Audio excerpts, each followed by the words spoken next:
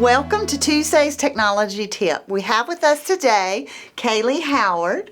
Kaylee is a third grade teacher at Campobello Gremlin School, and she is here today to share with us a website, right? Yes. That is called StoryJumper. And so I was visiting Campobello Gremlin and heard her speak about using StoryJumper with her third grade students, was very impressed. And so along with some of her colleagues, we convinced her to come and share a little bit about StoryJumper. So thank you for being here. Thank you for having me. You're welcome. So first of all, how did you hear about StoryJumper? I actually just Googled storybooks online, publishing books online for children, and that was pretty much the first website that popped up, and I looked at a few, and this one looked like it would be the most beneficial for third grade. Great. And so, as I said, she's been using this with her third grade students and has found it very beneficial and easy to use with them. So, what are some of the projects you've used so far, StoryJumper, with your students? When we started or finished up folktales, they created their own folktale. And they used the Three Little Pigs because that was an easy one for them to do. And they wrote it with their own characters in it. And so after they had done writer's workshop and crafted the story, we went on for another week and we used StoryJumper to publish their folktale. Sounds very interesting. So there are lots of different apps and websites where you can go and create stories. Another one is Book Creator, and I've asked Kaylee to take a look at that one and to kind of compare it to StoryJumper. So what were your thoughts on that? Book Creator was I felt like it was more geared for the maybe middle and high schoolers. The StoryJumper is more visually appealing. It's very colorful. It has icons that they can use if they don't know the words, and it drags and drops the different props and scenes and photos. So I feel that both do the same things when you're trying to make the book. They have the voiceover where they can read it to them, but the Book Creator might just be better for the higher level students. Okay, great. So at this time, we're going to let Kaylee show us exactly how to use StoryJumper, all the details, through a screencast.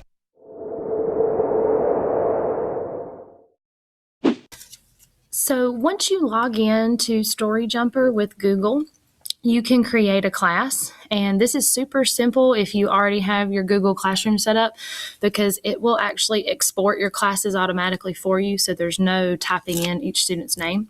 So I have 3 blocks for each of my classes set up.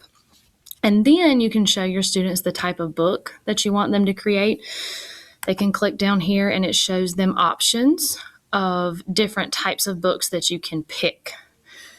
The blank one is the one I have used in my classroom so far. This is the Workspace. It operates similarly to Google Slides. I feel like that's pretty comparable. And once you look at the bottom, you can see there's a front cover. You can have your students click in here, add their title, change the color, change the spine cover color, add their name at the bottom. And then there's also a dedication page, which I really liked this part about it. They can add their message. It even has the QR code at the bottom. And then you can click on their first page.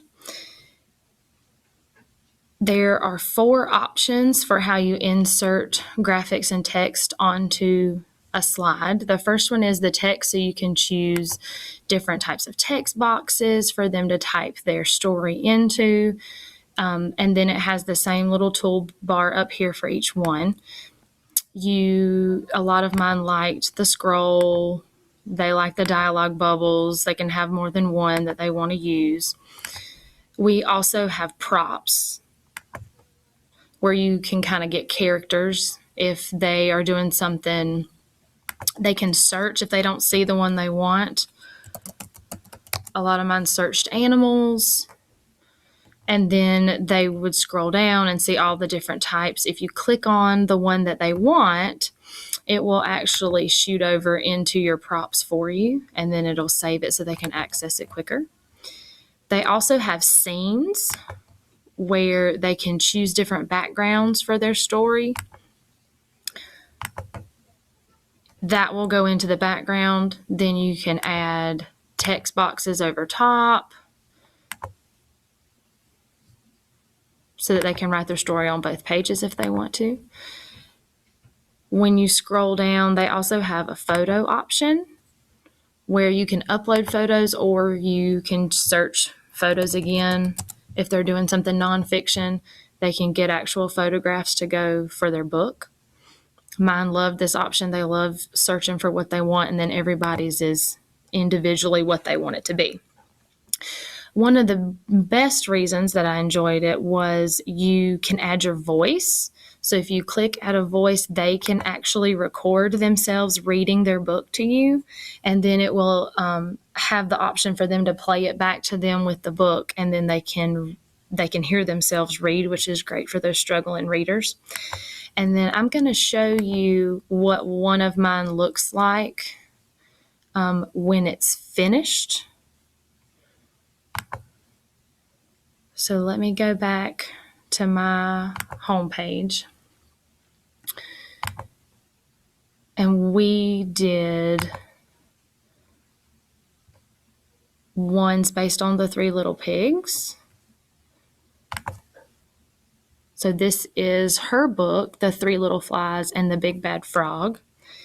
And then it will actually show you what it would look like if they purchased the book.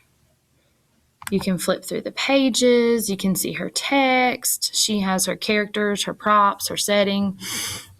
And then she actually recorded herself reading the book. So you can listen to her reading.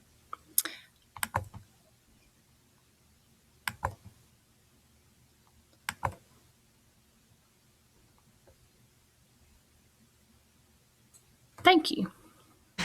So thank you, Kaylee, for being here with us today, sharing StoryJumper. Thank you for having me. So I hope you will find this very beneficial. It's so exciting that she has found something geared toward our elementary, but we will not leave out middle and high school. We will be sharing additional information about Book Creator, similar to the way she's going to share, and we look forward to hearing that one also. So as always, if you have a tech tip you're willing to share, please just send me an email and let us know, and we'd be glad to have you here.